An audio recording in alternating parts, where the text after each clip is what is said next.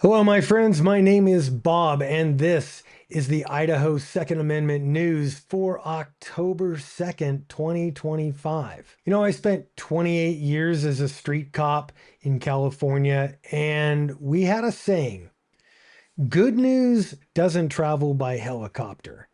And the fact that you're seeing me here today, I haven't done one of these videos in quite a while. But I am pissed. I am super, super pissed about this today. I want you to hear how disingenuous the local news is in presenting this story.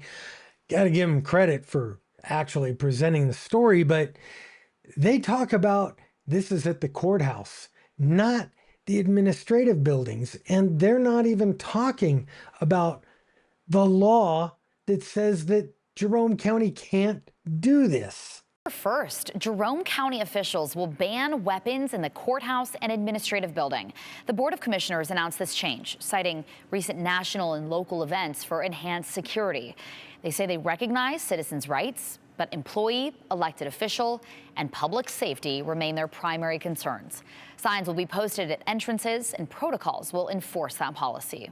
The policy took effect yesterday, November or October 1st. And it was, they say, in response to heightened security concerns following the recent events and consultations with their legal advisor, well, a very leftist city attorney, and Jerome County Sheriff's Office. So, who exactly are these Jerome County Tyrants? So, I want to put these on so I can read what I've put down here. The Jerome County Commissioners include the chairman, Ben Crouch, Commissioner Charles Howell, and Commissioner Art Watkins. They voted unanimously, all three of them, that means, to take away your Second Amendment rights and take away your ability to defend yourself when you're conducting business at City Hall. Does that sound like Idaho to you? Let me just ask you this. Where do most, if not almost all, mass shootings occur? In gun-free zones. What did they just create? They just created a gun-free zone. Now, Idaho has strong preemption laws. We have very strong, some of the strongest Second Amendment laws in the United States. And Idaho's firearms regulation states Idaho Code 18-3302J, preemption of firearms regulations, except as expressly authorized by state law, no county, city, agency, board, or political subdivision may adopt or enforce laws, rules, regulations, or ordinances regulating the sale, acquisition, transfer, ownership, possession, transportation, carrying, or storage of firearms, firearm components, or ammunition. A quick little search on X, and I asked, can local governments in Idaho ban the carry of weapons for self-defense in administrative buildings or county property? No. Local governments in Idaho cannot ban the carry of weapons for self-defense in administrative buildings or on county property, except in very limited circumstances due to Idaho's strong state preemption laws regarding firearms and knives. All right, we've already gone over the elements of 18-3302J. Here are the exceptions and limitations of that law. Local governments may regulate the location and construction of sports shooting ranges, but this does not extend to restricting for self-defense carry. Certain state laws allow specific restrictions, which prohibits concealed carry in courthouses, juvenile detention facilities, or on public schools K through 12, unless the individual has an enhanced concealed carry license under Idaho Code 18-3302D, and its application under county property and administrative buildings. County property, e.g., parks, public spaces, and administrative buildings, e.g., county offices, are generally subject to state preemption under 3302J.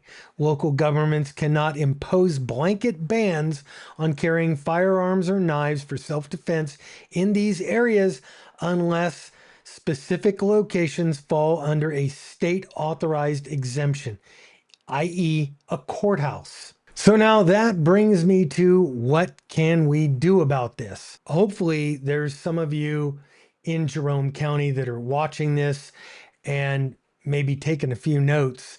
Hopefully, there's a 2A friendly attorney that would like to take this on, possibly in the name of the Idaho Second Amendment Alliance. I'm a proud member, and I'm sporting their shirt right now. There's a recall process in the state of Idaho, and if you are so inclined to start a recall petition, I'm going to explain to you exactly how to do that. This is governed under Chapter 17 of Title 34 in the Idaho Code. Step 1, you need to verify the eligibility of the official. The official must have held office for at least 6 months.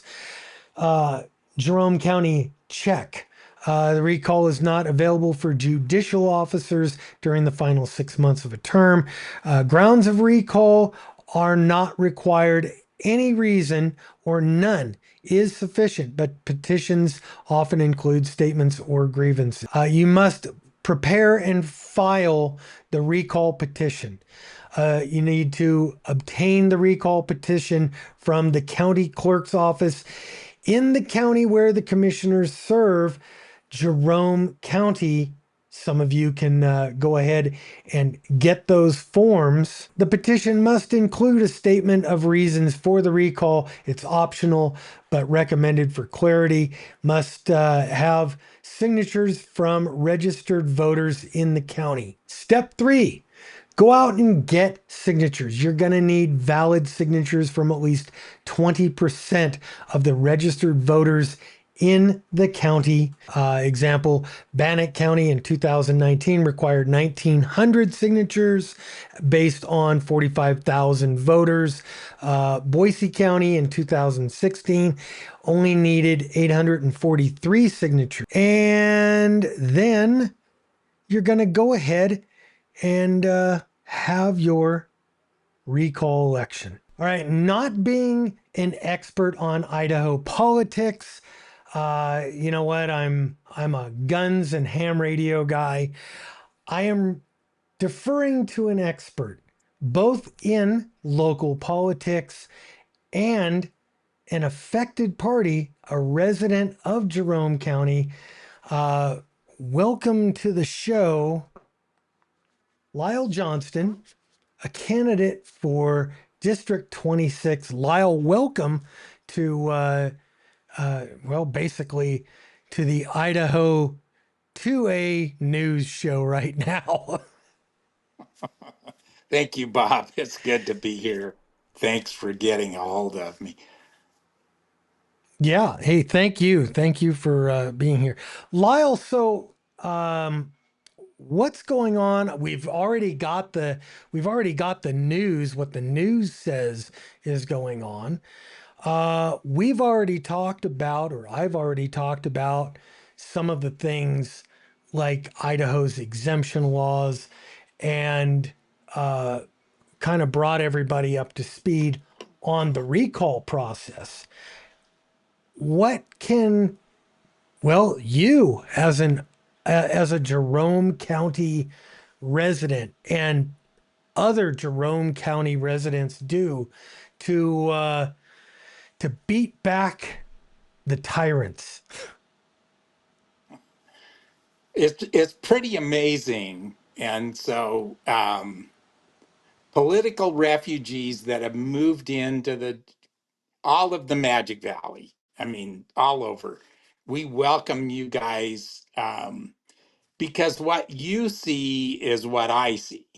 Uh, these aren't three guys in the commissioner seats in Jerome County that are from California. They're from Idaho, multi-generational Idahoans who have pulled off this slick trick of we're going to outlaw weapons in what is now been renamed as the Jerome County Administration Building. The front of it says courthouse because when it was built, that's what it housed was the court, one courtroom, and many county agency offices and electeds like the county commissioners.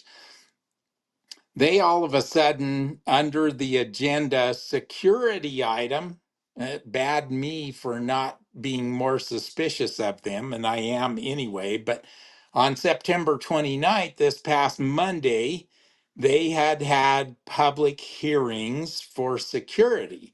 What they didn't say in the agenda is we're going to have a weapons outlaw in the administrative building. I talked to the chair of the commissioners, and it seems that Jerome County Sheriff George Opdyke has been involved in this process and thinks that it's a good idea to take away our God-given rights to self-protect, to protect other citizens, and that a deputy should take that over, and the whole building will be locked down. There will only be one door into the building, and you will end up in a month or so going through a metal scanner, much like TSA. Unreal. Unreal. Excuse me, there's a vacuum cleaner right outside the door here. uh, Life happens. yes, it does. Um, so Lyle, what can people do? I mean, we've kind of talked about the possibility of if somebody wanted to pick up the mantle, uh, starting a recall petition. And I mean, I know firsthand that works. The tyrants who are power hungry, they they fear the biggest thing that they fear is losing their power, losing their position of power. And so if they are threatened uh, with something like a recall, a lot of them will cave in. Do you think something like that uh, would be able to gain teeth in Jerome County? I think it's a real possibility. Charlie Howell, the senior, in more ways than one, not only the oldest, but the longest serving commissioner of 20 years plus, as a commissioner, when he ran basically 4 years ago, he said, well, I'm only going to run one more time because I've got some unfinished business. So that's now converted. And evidently, some of this unfinished business was taking away Second Amendment rights in the administrative building. So he's running again. Ben Crouch drew the short straw this year. He's the chairman actively, and he got the 2 year rotation. So both of them are up for election in 2026. Art Watkins has 4 years left on his, basically. Um, he got elected in 24 again. Um, I thought about running for that position, and I was already running for the legislature, so I couldn't do both. Um, yeah, I mean, this needs to carry a heavy enough penalty that the rest of the far left in Jerome County pays attention and backs off this kind of activity. But, we have a Jerome County Republican committee that the chair and a 30-year legislator, Maxine Bell, and Rob Williams is the chair, Hang on, push hang back. on. All right, we're having a little technical difficulty here with Lyle. He should be back Can you in hear me just a now? second. I can hear you now. Okay, you were saying about some of the leftists and some of the leftists in the Republican Party there in Jerome Yes, so County. all three of our commissioners are Republican, lifelong, of course. Charlie's been a commissioner for 20 plus years.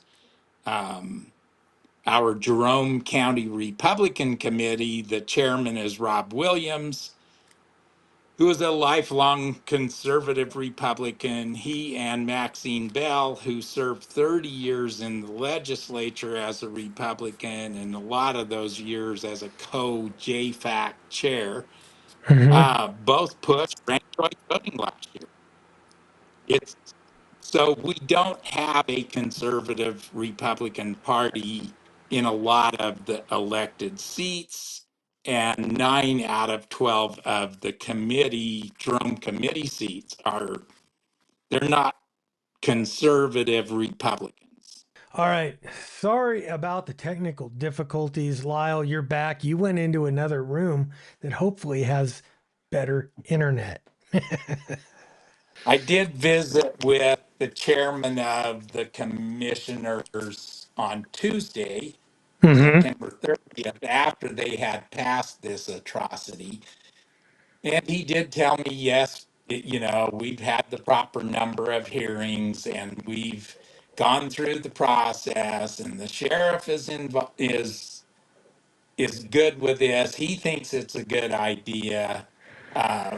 The administrative people inside the building think it's a good idea, although I did talk to one of the elected officials in the building, and he was not good with the idea. He said this is a violation of Second Amendment rights. Well, I hope Greg Pruitt over at the Second Amendment Alliance gets involved with this.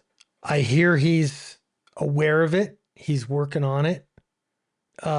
Do we have any other elected officials, people in state government, people in other parts of the government who are aware of it, who are not on board? Well, I haven't spoken with our three legislators, because current ones, because typically we don't get along. We don't see things eye to eye. I'm gonna say that the three of them will see this the same way the county commissioners and the Jerome County Sheriff does. So I haven't bothered to contact them. It would be hard for me to believe that they don't know about it, because basically they all belong to the same political club. Senator Ron Taylor, who is an actual Democrat, may not know about it directly, and I could give him a call and see what his take on it.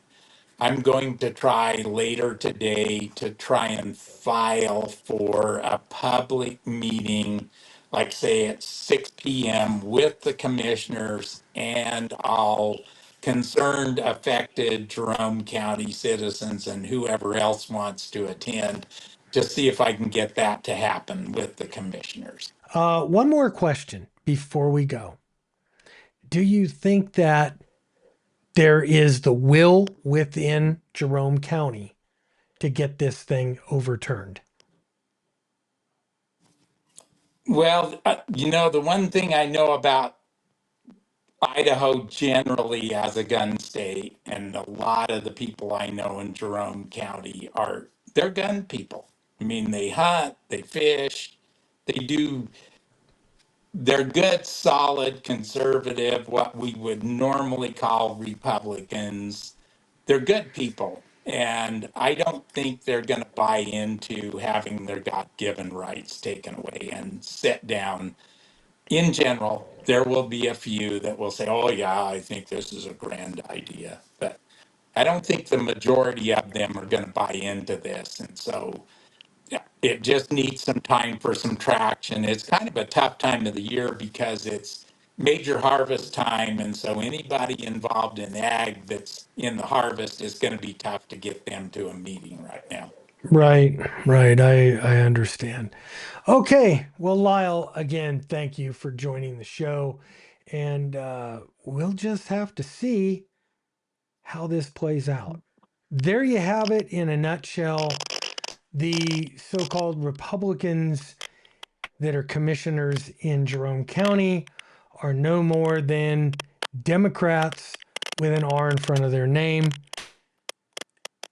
If you folks don't stand up for yourselves in Jerome County, guaranteed this will move across the river into Twin Falls County. It'll move into Canyon County. It'll move into Idaho Falls, Cassia. It'll move all through this state, and everything that we have done so far to ensure the Second Amendment remains strong and our people remain protected and you get to protect yourself will be undone. This is how it starts. Anyway, thank you for watching.